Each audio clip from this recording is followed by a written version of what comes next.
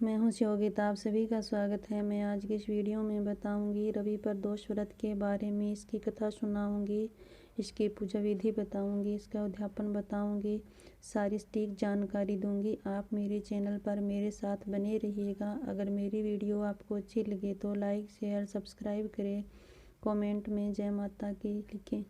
Video शुरू करते हैं। रवि प्रदोष के महत्व के बारे में जान लेते हैं। रवि प्रदोष आयु वृद्धि एवं स्वास्थ्य लाभ हेतु रविवार को प्रदोष व्रत करें। रविवार प्रदोष में भानु प्रदोष भी कहा जाता है। सोम प्रदोष अभीष्ट सिद्धि हेतु अर्थात इच्छित फल प्राप्ति हेतु सोमवार को प्रदोष व्रत करें। मंगलवार प्रदोष रोग से मुक्ति व स्वस्थ और ऋण से मुक्ति हेतु मंगलवार को प्रदोष व्रत करें। मंगलवार को भौम प्रदोष भी कहा जाता है। बुधवार प्रदोष सर्व कामना सिद्ध हेतु और शिक्षा व ज्ञान प्राप्ति के लिए बुधवार का प्रदोष व्रत करें।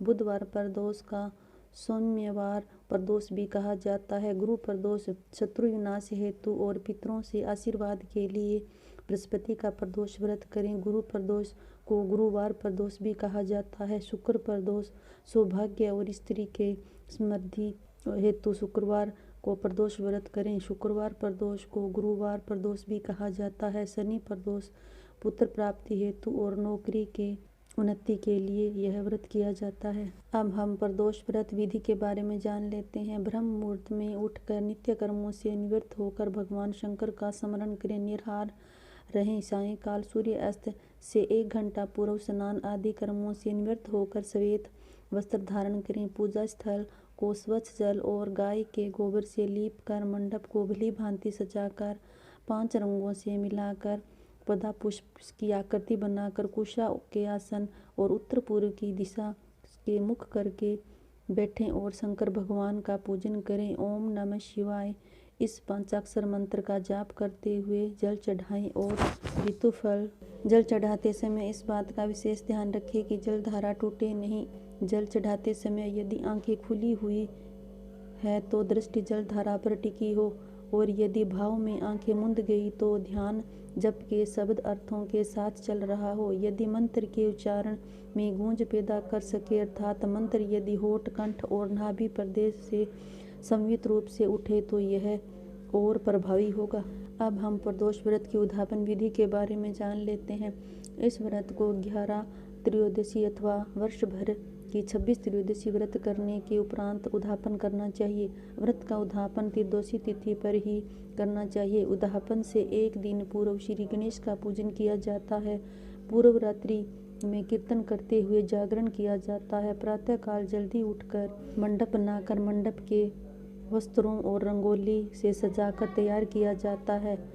ओम उमा सहित शिवाय नमः मंत्र का 1 माला यानी 108 जाप करते हुए हवन किया जाता है। हवन में आहुति के लिए खीर का प्रयोग किया जाता है। हवन समाप्त होने के बाद भगवान भोलेनाथ की आरती की जाती है और शांति पाठ किया जाता है। अंत में 2 ब्राह्मणों को भोजन कराया जाता है और उनके सामर्थ्य अनुसार दान दक्षिणा देकर आशीर्वाद प्राप्त किया जाता है। अब मैं आपको प्रदोष व्रत की कथा सुना रही हूँ। किसी समय सभी प्राणियों के हितार्थ परम पुनीत गंगा के तट पर ऋषि समाज द्वारा एक विशाल सभा का आयोजन किया गया, जिसमें व्यास जी के परम प्रिय शिष्य पूर्णावेता सूत जी महाराज हरि कीर्तन करते हुए पधारे। सैनकादि 88,000 ऋण मुनिगण ने सूत जी को दंडवत प्रणाम किया। सूत जी ने भक्ति भाव से ऋषिगण को आशीर्वाद दे अपना स्थान ग्रहण किया। ऋषिगण ने विनती भाव से पूछा, हे परम दयालु, कलयुग में शंकर भगवान की भक्ति किस आराधना द्वारा उपलब्ध होगी?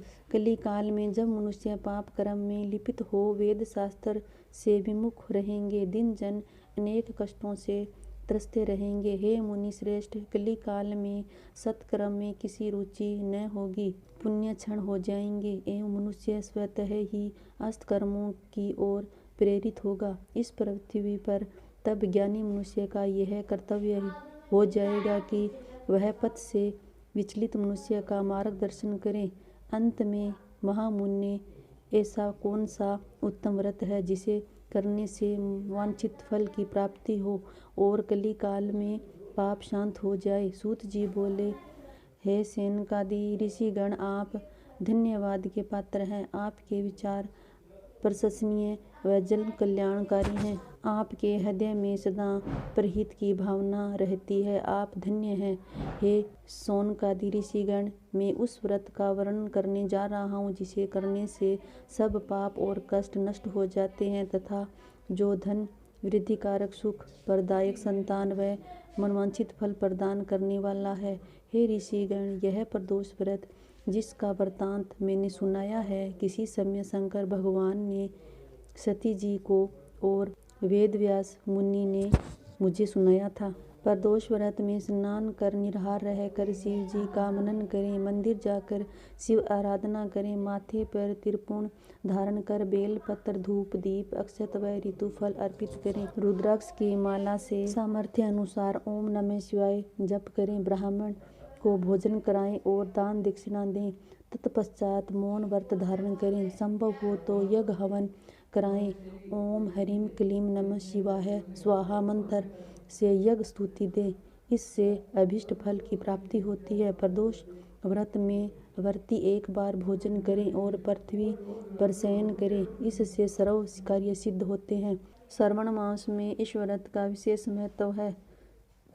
सभी मनोरथ इस व्रत को करने से पूर्ण होते हैं। सूत जी आगे बोले, सप्ताह के 7 दिनों के प्रदोष व्रत का अपना विशेष महत्व है। जो व्रत करना हो उस वार को पड़ने वाला त्रिदोषी का व्रत चयन करें तथा उसी वार के अनुसार कथा पढ़ें सुने। वार के अनुसार जो व्रत किया जाए तदनुसार उसका फल प्राप्त होता है। सनकादि ऋषि बोले, हे दयालु, कृपया अब आप रवि त्रिदोषी व्रत के बारे में बताइए। सूत जी आगे बोले, आयु वृद्धि व स्वस्थ लाभ हेतु रवि त्रिदोषी व्रत का व्रत करें। एक ग्राम में एक दीनहीन ब्राह्मण रहता था। उसकी धर्मनिष्ठ पत्नी प्रदोष व्रत करती थी। उनके एक पुत्र था। एक बार वह पुत्र गंगा स्नान को गया। दुर्भाग्यवश मार्ग में उसे चोरों ने घेर लिया और डराकर उसे पूछने लगे कि उसके पिता का गुप्त धन कहाँ रखा है। बालक ने दीनार्थपूर्वक बताया कि अत्यंत निर्धन और दुखी हो। उनको बताया कि वे अत्यंत निर्धन और दुखी हैं, उनके पास गुप्त धन कहाँ से आया। चोरों ने उसकी हालत पर तरस खाकर उसे छोड़ दिया। बालक अपनी राह हो लिया। चलते चलते वह थक कर चूर हो गया और बरगद के पेड़ के नीचे सो गया। तभी उस नगर के सिपाही चोरों को खोजते हुए उसी की ओर आ निकले। उन्होंने ब्राह्मण बालक को चोर समझ कर बंदी बना लिया और राजा के सामने उपस्थित किया। राजा ने उसकी बात सुने बगैर उसे कारावार में डाल दिया। उधर बालक की माता प्रदोष व्रत कर रही थी। उसी रात्रि राजा को स्वप्न आया कि वह बालक निर्दोष है। यदि उसे नहीं छोड़ा गया तो तुम्हारा राज्य और वैभव नष्ट हो जाएगा। सुबह जागते ही राजा ने बालक को बुलाया। बालक ने राजा को सच्चाई बताई। राजा ने उसके माता पिता को दरबार में बुलाया। उन्हें भयभीत देख राजा ने मुस्कुराते हुए कहा, तुम्हारा बालक निर्दोष और निडर है। तुम्हारी दरिद्रता के कारण हमें तुम्हें 5 गांव दान में देते हैं। इसी तरह ब्राह्मण आनंद से रहने लगे। शिवजी की दया से उसकी दरिद्रता दूर हो गई। कहानी संपन्न हुई। इसी तरह से आप अपना रविवार का प्रदोष व्रत करें। Thank you.